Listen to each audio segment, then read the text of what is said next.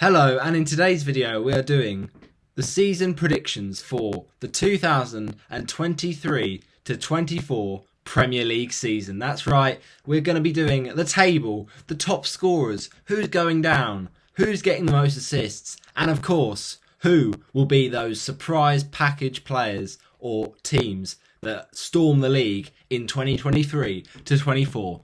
That's right, welcome back to the Reverse of the Hornet channel, and it's a big one. It's the one that everyone talks about. How will the Premier League table look this time in about a month's time? It's the 25th of July. We'll be looking at it around 30th of May and reacting to our predictions. So make sure you do tune in for that one when that one comes along at some point in May or June. But, of course, this is the one that everyone loves to see. So, get in the comment section below. What are your table predictions for the upcoming campaign? I mean, it's going to be a fascinating one, that is for sure.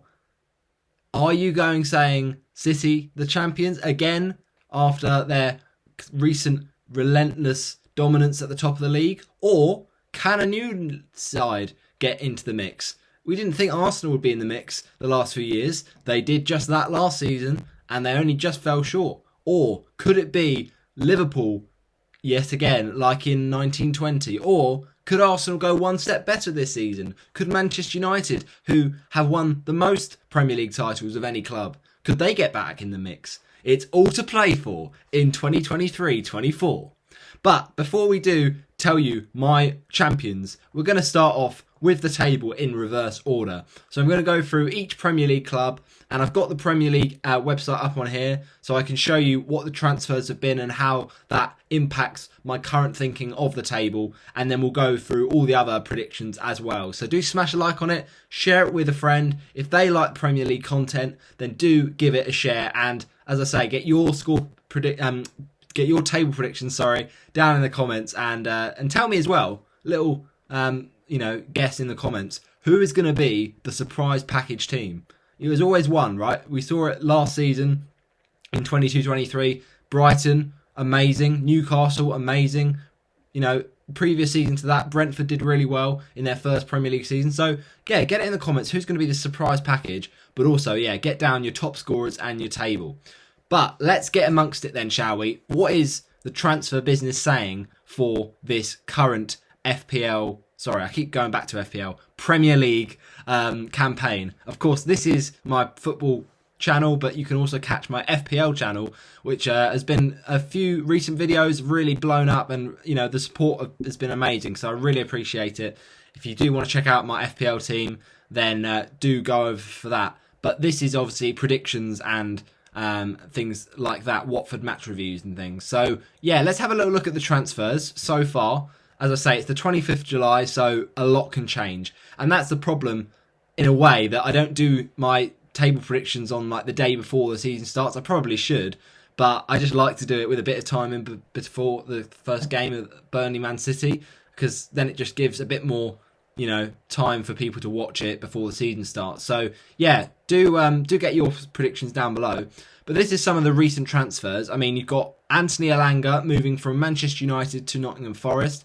A good signing, I think, for Nottingham Forest. Danjuma, after he got frozen out by Tottenham, he's gone to Everton on loan. Interesting.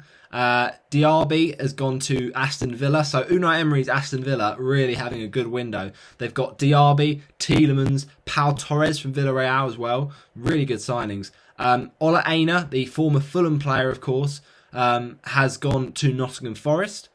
We've got Kabore on loan from Manchester City, has gone to Luton Town, so that's an interesting one. And then we look at some others, but we'll go club by club just so it makes sense. Very quickly, we'll gloss over some of the less known ones. So, for instance, Ainsley Maitland-Niles has been released. He's been at the club for a bit of time. The key one for Arsenal, though, Kai Havertz has come to North London, and a lot of sceptical Arsenal fans about this signing, mainly because he didn't have a great couple of seasons with Chelsea. But at the end of the day, he's still got talent. We saw that in the Champions League run that Chelsea had. And it'll be interesting to see where Havertz fits in. Will he be replacing that Rice position, or will he be pushing a bit further forward so that Ødegaard drops a bit further back? But there's no doubting the quality of Kai Havertz. It's just, yeah, he's not quite been playing his optimal level like he was at Bayer Leverkusen. So really interesting, that one. Also, Granit Xhaka has, of course, left, so maybe Havertz is there to fill that role. And also from Ajax, Jurrien Timber, a very good signing for Arsenal. He's very versatile, Timber, because he can play at centre-back or he can play at right-back, or he could play the position that Zinchenko played last season in that inverted midfield from the fullback. So, yeah, really like that signing, Timber. And also, of course, their biggest signing, and definitely the biggest signing of the window, Declan Rice for 105 million to Arsenal from West Ham. I mean, Rice was West Ham's, very own from the get-go. He was one of their own, and he was so pivotal for their, Europa Conference League win last season. So he is going to be really, really transformational for Arsenal, you would imagine, especially with Xhaka gone. But Rice is so good, and if they can keep Thomas Partey, that will be a double midfield pivot that will have a lot of danger associate, and it will be hard to stop Rice and Partey. But whether or not Partey stays, we'll have to see. So yeah, some really nice signings for Arsenal, it's got to be said, and I'm really impressed by Declan Rice. Although it's a lot of money, maybe he's not worth 105. You understand West Ham just wanted, it's the same thing with Aston Villa with Jack Grealish. They just wanted as much money as they could because they didn't want to let go, but you just knew that transfer was happening. So very, very good statement of intent there from Arsenal. They're trying to go again, try and get the title again after City just about pipped them at the end. Will Arsenal get it this time, though? That's the question with those signings. Still couldn't be more signings to come as well. Aston Villa, I said about them earlier, but I'll say it again. Really clever business from Aston Villa. I mean, a couple of seasons back, they made really good signings then when they had quite a good season in 20 to 21. They brought in players like Leon Bailey, who we thought that's going to really be good. They brought in Danny Ings. Again, we thought that was going to be really good. Maybe it didn't quite work out as good as they would have hoped. Bailey has not been brilliant. Ings obviously now moved on to West Ham. So look, there's some good signings on paper. Let's hope that they are a bit more effective for Aston Villa. But let's not doubt how good Aston Villa were last season, especially under Unai Emery in that second half of the season. And now they've got Europa League because of the fact that they've... is it Europa League or Europa Conference League? No, sorry, Europa Conference League, because they finished 7th. So, yeah, it's a great season for Aston Villa. And now they've signed Ashley Young as well. So he's not a spring chicken, that's for sure. But he's certainly someone as a backup that could be helpful. So, yeah, Tielemans, obviously very good player for Leicester. And that's a great signing. A bit under the radar, that. Pau Torres, fantastic centre-back. Marvellous Nakamba has now joined Luton as well. And then, of course, they've brought in Moussa Diaby from Bayer Leverkusen. Really good signing. So, what a window for Aston Villa so far. Bournemouth, now, not much transfer activity, to be honest. They brought in Hamed Traore, who they already had for a little bit, but he's come in now permanently from Sassuolo. They've let go of Jefferson Lerma, and Stacey's gone to Norwich. And they've also let go of Stanislas and Ben Pearson. So, yeah, not the best of windows so far with Bournemouth, but they've got a new manager. I think it's Iriola. So we'll see how he gets on, but it's a new team. Obviously, I think the way that Iriola plays his style of football is very much reminiscent of Marcelo Bielsa when he was at Leeds. So whether that means Bournemouth defensively will be a bit all over the place, but they'll score more goals, whether or not that can survive again, that kind of football, I don't know. We'll have to see. Brentford, very good run club. Brentford, very well done in terms of their Premier League quality, and they're just a very stable Premier League club. They're bringing in players based on stats. It's just a very well-run football team, and they've brought in Mark Flecken, who's got a lot of ratings from elsewhere. He's going to be the successor, you would imagine, to David Raya, but David Raya's not left as of right now, so we'll have to wait and see on that situation. Kevin Schade, after he had a brief spell at the club, he's now joined permanently. Also, you see there, Pontus Jansson's going to be a bit of a miss for them, because he was a bit of a legend for their team. But no, he's gone out to Malmo. So yeah, some interesting ones. And also Nathan Collins, a good signing actually from Wolves, a very decent centre-back. So you'd imagine he would be pairing Ben Mee. But maybe or not, Pinnock, I don't know whether he'll get some minutes. Brighton and Hove Albion, it's a big season for them. Obviously, a fantastic campaign last year. Europa League football managed Europa League football, and that's been achieved. So they've made signings, and they're so step ahead of the game in terms of their signings. Even if they feel like there's a player that could be on their way out, they'll bring in someone else to be that understudy that is ready to take their place. And it's just a fantastic club. They didn't have a takeover like Newcastle did, but yet they finished in the top 6, and it's such an achievement. So they've made some really good signings as well. Mahmoud Dahoud from Dortmund, and also Joao Pedro from Watford. I mean, I've got a bit of bias towards Pedro, but I think he's an absolute star boy. What a player. No, genuinely, I do believe he's a fantastic footballer for Brighton, and he's going to grow into a fantastic player for them. You know, Europa League football as well. James Milner, obviously, is a bit of a backup, but still experienced head and will help out their squad depth. Alexis McAllister's left to go to Liverpool, so that's an interesting one. Obviously, there'll be a bit of a hole there, but they'll see. I hope that they can fill that. And then they've also got Bart Verbruggen from Anderlecht that's gone to Brighton, a new goalkeeper, so he might be waiting in the wings to replace Jason Steele. So yeah, some really good transfers there for Brighton and Hove Albion. Burnley now, Jordan Bayer, who already was, I think in a previous FPL video I called him Max Bayer, so apologies for that. It's Jordan Bayer. They call him Becken Bayer, but no, the centre-back was actually playing for them last season but was on loan, but now he's been brought in permanently. Good signing. He looks very, very solid. And Dara O'Shea as well, another centre-back from West Brom. And they've also got in the goalkeeper that made that penalty save in the under-21 final. That was an iconic moment, really, wasn't it? James Trafford has made the move from Manchester City, so you would imagine he would be between the sticks. Nathan Redmond as well, you know, the player who kind of left Southampton and you thought his career was pretty much done, but he's come back to the Premier League with Burnley. Nathan Redmond, he's not either a spring chicken, but he's decent, so he might do something. So yeah, some interesting signings. Chelsea, obviously Kante's left, so that's a big void to fill, but they've made a lot of other transfers and they're planning on more. And Nkunku is going to be an exciting player. We know how good he was from Leipzig, but we also know his teammate from a previous season, Timo Werner, didn't go to plan, so we'll have to wait and see with him. But certainly in pre-season, Nkunku's looked really, really good in the Premier League summer series that's been going on in pre-season. Dujon Sterling's also left, so not Raheem Sterling, but Dujon Sterling's gone to Rangers. Finally, Bakayoko has left Chelsea. I mean, it feels like he's been there for ages. Kalidou Koulibaly was also left. I mean, they've had a big clear out. They've had to just get rid of a lot of the players because they have such a massive squad. It's a joke. So Koulibaly's left. Kovacic has gone to Manchester City. Mendy's gone. Havertz, as I mentioned, to Arsenal. Loftus-Cheek has gone to Milan, so I hope that move works out for him. Nicholas Jackson is a really interesting one. He's an exciting player, quite a raw talent, but he's looked quite good in pre-season as well, as has Nkunku. So, yeah, Nicholas Jackson could be a bit of a dark horse from Villarreal. That's an interesting one. And Mason Mount, of course, has left Chelsea, a man who was born and bred Chelsea, but now is playing for the Red Devils. Really interesting to see that how that goes down. And Atletico Madrid have been signing Azpilicueta as well. Pulisic to AC Milan. I mean, there's been so much business. And now with Ismaïla Sarr going to Marseille, guess who's going to join him? Pierre-Emerick Aubameyang. Crystal Palace now. Palace have made not many signings, but, you know, they still have a decent squad. It's just interesting now that Zaha has gone to Galatasaray. Where will they invest to improve that position?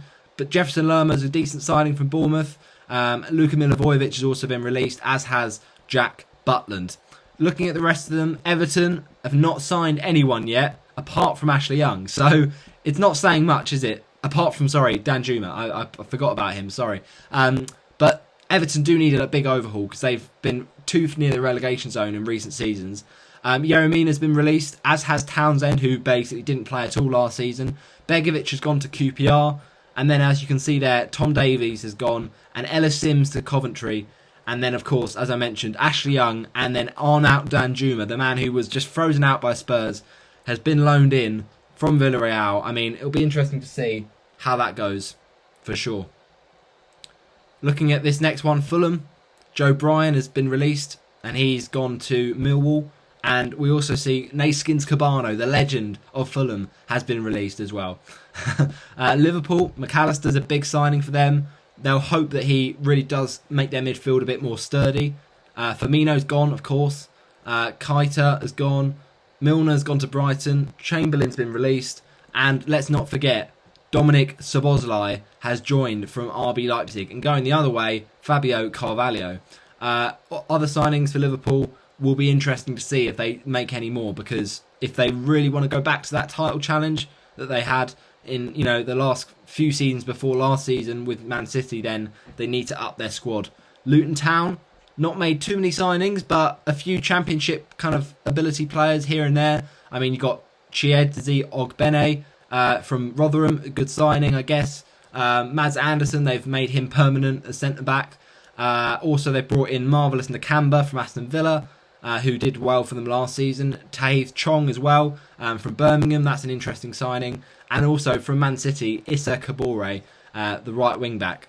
Then looking at Man City now, of course, Gundogan leaving is going to be a bit of a blow for them, but they have brought in Mateo Kovacic, you'd imagine, to try and replace him. Delap has gone out to Hull, loaned out, and also we see there James Trafford has left, and they've also got rid of Issa Kabore, now on loan, of course. Manchester United have had a very quiet signing window, but other than Mason Mount, because that is a big one, and Andre Onana as well is a big one. So Phil Jones has finally gone, David De Gea also, and Mason Mount and Andre Onana have come in, and as I mentioned earlier, Elanga to Forest has been confirmed. Also looking at Newcastle, Newcastle obviously coming into this season with Champions League football, so it's a big season for them. They've got rid of a lot of deadwood, like Matty Longstaff for them has left, also Kieran Clark. And you look at some of their other players, and Chris Wood has joined Nottingham Forest permanently, but Sandro Tonali is a very good signing from AC Milan. He'll be the next Bruno Guimaraes, you'd imagine, trying to dictate that midfield. But Harvey Barnes is a good signing as well from Leicester. You'd imagine he would upgrade them on the likes of Gordon, for instance. Nottingham Forest, we've talked about Elanga and Chris Wood. Colback's been released, as has Andre Ayew, who just didn't really work as a signing, and the same goes for Jesse Lingard. But Ola Aina is an interesting one, and Anthony Elanga. Elanga could do really well if he gets consistent minutes, but we did say that about Lingard before the start of last season, so, we'll have to wait and see. Jack O'Connell has been released by Sheffield United, as has their talisman, Billy Sharp. Ender Stevens there, you can see he's gone to Stoke City. He's been released as a free agent, but gone to Stoke now. And they've signed Anis Slimani, who I can't lie, when I saw it, and Sheffield United signed Slimani, I thought that was Slimani, like Islam Slimani, the ex-Leicester striker. But no, that's interesting. And they've also signed Larouci and also Benny Traore. So not too many well-known names for their signings so far from my point of view. But let's see what else in terms of business they do. Kulusevski, I hadn't even realised that they were still on loan at Tottenham last season. I thought they'd already confirmed it on permanently, but actually, yeah, Kulusevski's now a permanent player in from Juventus. Moore has been released, of course. He scored that last goal in the away game at Leeds on the final day. They've got a new goalkeeper as well, because it looks like Lloris is on the way out, so Guglielmo Vicario, let's see if he can do well. Maddison's a big one, of course, though. It's going to be exciting to see how he fits into that team. Winks has gone to Leicester, and Manor Solomon coming from Fulham. I think it's technically from Shakhtar, because that's where he was before, but it's an interesting signing, Manor Solomon. How many minutes will he get? West Ham as well, not made too many signings actually, not at all, unless you count Sean Moore, but from Cliftonville, I have not heard of him. So the main real thing to West Ham is how can they survive without Declan Rice, because that's going to be a real struggle for their defence to protect that back four. But Masuaku's also left to Besiktas, and Lanzini's been released. And we finally finish it off with Wolves, who is going to have a bit of a clear out. They need a big season because last season they weren't great, to be honest, and they have got financial problems. But Diego Costa's released. That didn't go to plan. Moutinho is a big loss for them. Obviously, he's been at the club for a while, as has Ruben Neves, who's gone to Saudi Arabia. Connor Cody's gone as well. There's a lot of outgoings. Nathan Collins as well. Kiyan Hoover has gone as well, and Chiquinho. So, yeah, it's a real clear out this window so far for Wolves, and no Ruben Neves either. So that's going to be a big one for Wolves. Can they find the money to make these signings? It will be interesting to see. Those are my reactions to the transfers, but what does that mean for my predictions? So let's get into it, shall we? For the 2023-24 Premier League table. This is what I am saying. So let's start in 24th, I'm thinking of the Championship, 20th spot. Who do I think is finishing rock bottom of the league? Now, I genuinely don't think that the three teams going down, there'll be that much of a gap between each of them. I think it'll be quite tight again, the relegation battle. So I say this team to finish bottom, but I don't think they're going to be on a really low points tally. I just think everyone will be above them. And it's just a lack of signings and a lack of growth, in my opinion. So in 20th spot, hate to say it for you in the Black Country, but Wolves, I'm saying in 20th spot. Now, not often I would do this because in the past, Wolves have been a pretty solid Premier League outfit, but the last couple of years, they have just lost their way a little bit with the unfortunate injury to Raul Jimenez. Now Jimenez looks like he's on the move to Fulham, and they just haven't really got a striker that's been scoring goals consistently enough. You know, you had loan spells for the likes of Cotrone in the past. You had other players like Fabio Silva, who's just too inexperienced. And they have bought a lot of players from Portugal, but you can't rely on that every season, right? There's got to be some sort of plan B, and I just feel that they're not scoring enough goals. I mean, last season, their only one shining light really was Daniel Podence. But outside of that, they were really struggling for goals.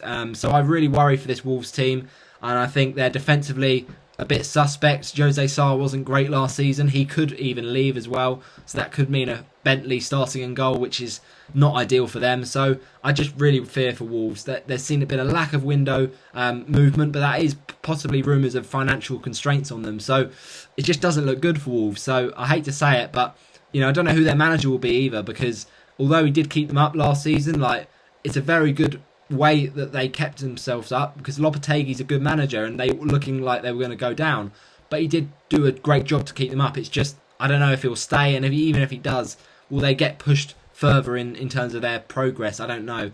So I'm saying Wolves for that reason. Sorry, Wolves fans. In 19th spot, we're going for Luton Town. Now, I genuinely am not putting in any bias here. As a Watford fan, I could have put you bottom, Luton. Like, it easily could have been done. You've never been in the Premier League, or even, you know, before. So, you know, there's no chance that this is a unlikely prediction. Luton are completely new to the league, and their stadium is crazy. I mean, they have got their second game of the season postponed because they have to keep doing renovations to their stadium because it's not Premier League standards. So that's when you know. But basically, yeah, Luton, I just think they're going to struggle. Their signings, obviously, they are bringing in lots of players from the Championship, and when you do that, you run the risk of not having enough Premier League nous or experience, or just players that can cut it at this level. And look, they'll give it a go, right? They're home fans. They do certainly have an atmosphere, I'll give them that, but it's quite a toxic atmosphere, quite a, you know, the fans get on top of you in that small stadium. So they're going to cause some teams a problem, I've got no doubt. They'll make sure they try and get some home points, but across the whole season, I think defensively, will they be able to adjust all the games away to the big teams? They could get battered. So I just think Luton, all right, fair enough, you've done well to get this far, but I think with an inexperienced squad, they're going back down to the Championship. 19th spot. 18th spot, though, is Sheffield United. And I know that Sheffield United, you know, have stayed up before. They did it in 1920. But I just think Sheffield United are a little bit far off from having a Premier League quality team. As much as they were really good last season in the Championship. And also, we've seen a recent pattern of teams getting promoted and staying up. Like, all three promoted clubs stayed up last season. But I don't think that's going to repeat itself, because that's quite a rare occurrence. And you look at these two teams promoted, like Luton and Sheffield United, they're very much squads that don't look Premier League ready, in my opinion. I mean, Sheffield United, they could make more signings. They haven't done too much to get me excited, to be honest, transfer-wise, but they might do more. It's just, I feel like they're not really that much different from the team that went down into 20 to 21, and that was also managed by Paul Heckingbottom. So I just feel that Sheffield United, they'll go for it, fair enough, but I just think they'll fall a bit short, and they'll finish in that final relegation spot. So it'll be tight, but Sheffield United, I don't think have got it in them, unfortunately, to stay up this season. I mean, they've just got a few, you know, ageing players, and that's the reality of it. 17th spot, though, I'm going for the team just scraping survival yet again. It's like the cat with 9 lives. It's Everton. I know. But imagine Everton actually having a season where they finish top half. Because the last few years, they've always been down there. And they always find a way to get themselves out of the hole. And their transfers have been poor the last few years. And that ownership, you know, Moshiri's not done a good job there, I'll be honest. But at the end of the day, Everton will always find a way. They just do. It's like they've got a curse in favour of them, and I just think Everton, their signings have not been amazing, but Danjuma could be okay. And to be honest, like, some of their players still are top quality, like Abdoulaye Doucouré. I'm not, no bias there. He's genuinely a baller, and I feel like they still need more goals. They haven't got enough strikers that score goals. I mean, Calvert-Lewin's just always injured. So their team, again, a bit like Wolves actually, their team hasn't changed much in the last 3 years. So they've just been stagnating, but they've been getting away with it and staying up. This time, I think Everton will get away with it. Just unfortunate for Wolves that they will not be able to do that. But I think Everton are going to just about stay up. But I'd like to see more from them in terms of signings, attacking. Pickford as well, going into this season, obviously next year it's the Euros for England, so he'll want a good season. But I just worry about the defences in front of him. Like Michael Keane, will Holgate still be there if Mina's now left? Like, it just seems a bit, change it up a little bit, Let's get some new players in.